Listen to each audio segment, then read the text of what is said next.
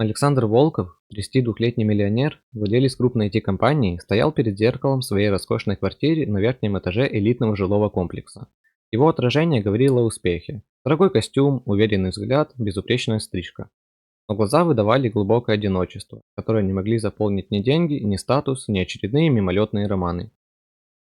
После очередного неудачного свидания с девушкой, которая открыто призналась, что ее интересует только его финансовое положение, Александр принял решение, которое многим показалось бы безумным. Он решил начать жизнь с чистого листа, временно оставив управление компанией своему заместителю. Спустя месяц Александр уже стоял за стойкой небольшой кофейни в спальном районе города. Новенький фартук, бейджик с именем Саша и искренняя улыбка.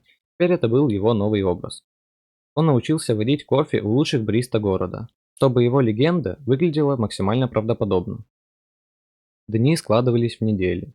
Александр наблюдал за посетителями, изучал их привычки, разговаривал с ними. Некоторые девушки проявляли к нему интерес, но он быстро понимал их истинные намерения. Кто-то искал просто развлечения, кто-то мечтал о красивой жизни за чужой счет. И вот однажды, в дождливый осенний вечер, когда капли барабанили по окнам кофейни, а внутри пахло свежемолотым кофе и корицей, звякнул колокольчик над входной дверью. Вошла она, Мария, промокшая от дождя, в потертом плаще с растрепанными каштановыми волосами. Она не была похожа на модель с обложки журнала, но в ее карих глазах читалась такая глубина и искренность, что Александр невольно замер. Заказав простой американо, Мария достала потрепанный кошелек. Монеты высыпались на стойку, и она, смущенно улыбнувшись, начала их пересчитывать. Денег оказалось чуть больше необходимого, но когда Александр протянул сдачу, она покачала головой. «Ставьте себе, у вас такой вкусный кофе, вы заслужили». Этот простой жест тронул Александра до глубины души. Он знал, что Мария – учительница младших классов в соседней школе, и такой широкий жест для нее был действительно значимым. Их общение началось с коротких разговоров у стойки. Мария приходила каждое утро перед работой, и постепенно их беседы становились все длиннее и глубже. Она рассказывала о своих учениках, о книгах, которые читала, о мечтах преобразовать систему образования. Александр слушал, затаив дыхание, поражаясь ее энтузиазму и искренности. Однажды он решился пригласить ее на прогулку после работы. Они гуляли по вечернему парку, говорили обо всем на свете, и Александр впервые за долгое время чувствовал себя по-настоящему живым. Мария не пыталась произвести впечатление, не играла роль, она просто была собой. Их отношения развивались естественно и легко. Они ходили в недорогие кафе, смотрели старые фильмы у нее дома, готовили вместе ужин. Александр открывал для себя простые радости жизни, о которых успел забыть в своем мире больших денег и статусных мероприятий. Но тайна не могла храниться вечно. Однажды в кофейню зашел его старый деловой партнер, который, конечно же, узнал Александра. Разговор был громким, и Мария, сидевшая за столиком в углу, услышала все. Ее реакция была неожиданной. Вместо восторга или корысти в ее глазах появилось разочарование. «Лгал мне все это время? Как я могу верить человеку, который построил наши отношения на обмане?» Ее слова били больнее, чем любой финансовый крах. Мария ушла, не дослушав объяснений. Следующие 2 недели она не появлялась в кофейне. Александр пытался связаться с ней, но она не отвечала на звонки.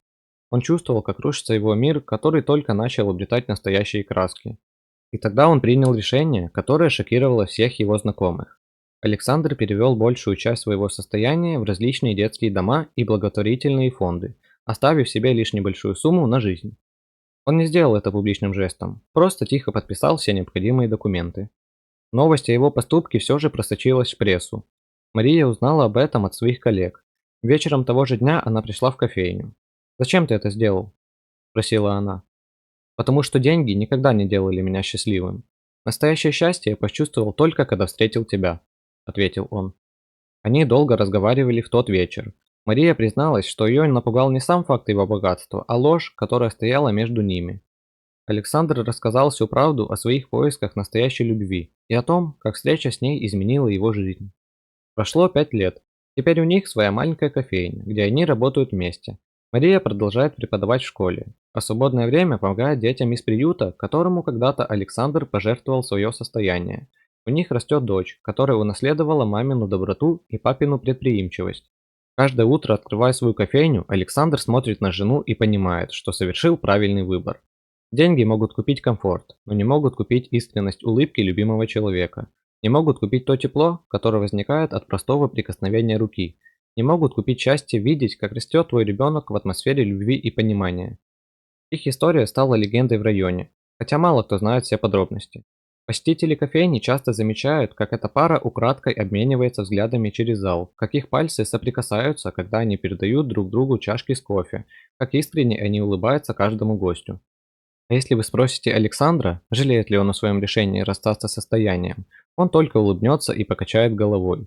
Потому что он знает, настоящее богатство измеряется не цифрами на банковском счете, а количеством любви в сердце и искренностью улыбок тех, кто рядом.